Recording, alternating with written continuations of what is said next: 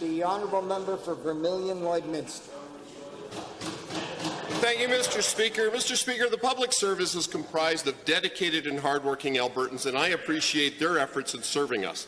These workers recognize the financial difficulties facing our province. They see their friends and neighbours facing layoffs, reductions in hours worked, and wage rollbacks. Yet earlier this week, a contract with over 13,000 AUPE members was ratified, giving wage increases of 1.2% and 0.8% retroactively to April 1st of 2015. Now, these are modest increases, but to the Labour Minister, at a time when most Albertans are happy to just have a job, does she feel that the wage increases set an appropriate example?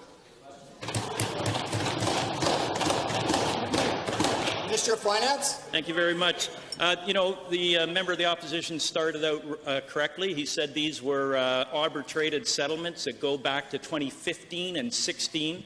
These will clean off the amount of organized settlements that need to be taken care of. And when we go forward to 17 and 18, 19, we'll be taking care of those ourselves. The arbitration was not our decision. For supplemental. Well, Mr. Speaker, let's talk about the future. Given the data on page 10 of the Bargaining Update 2017 document from the Labour Ministry, which I will table, shows that 2017 wage settlements in Alberta for unionized public sector workers average a 2.94% increase. And given that wages make up nearly 50% of the government's budget, can the Minister of Finance explain how he will hold the line on government spending when public sector union settlements are increasing by nearly 3%? Honourable Minister. Thank you. You know, the opposition seems to think it's in the interest of Albertans to throw contracts and other things out the window, or to negotiate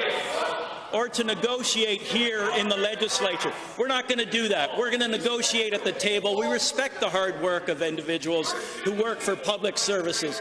So we're involved in many public sector negotiations right now. It's going to occur at the table, and we'll show the proof will be in the pudding when we bring those contracts in. Second supplemental. Well, Mr. Speaker, I must say it's a bit rich for this government to talk about tearing up contracts. When the current government was over here in opposition, it was fond of accusing the previous government of what they called looking after our friends.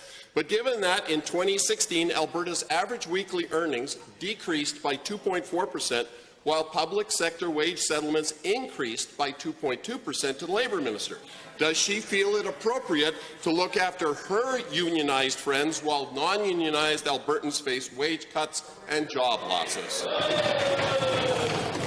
Minister of Finance. You know, Mr. Speaker, I just want to talk about some of the thoughtful and prudent actions we're taking to reduce staffing costs, because that side doesn't seem to think we're doing anything.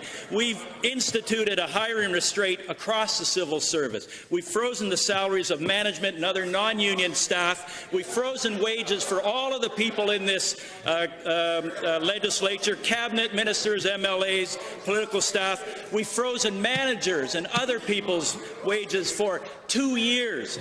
And we've gotten rid of high-priced salaries that you put in place over there, and golf memberships as well.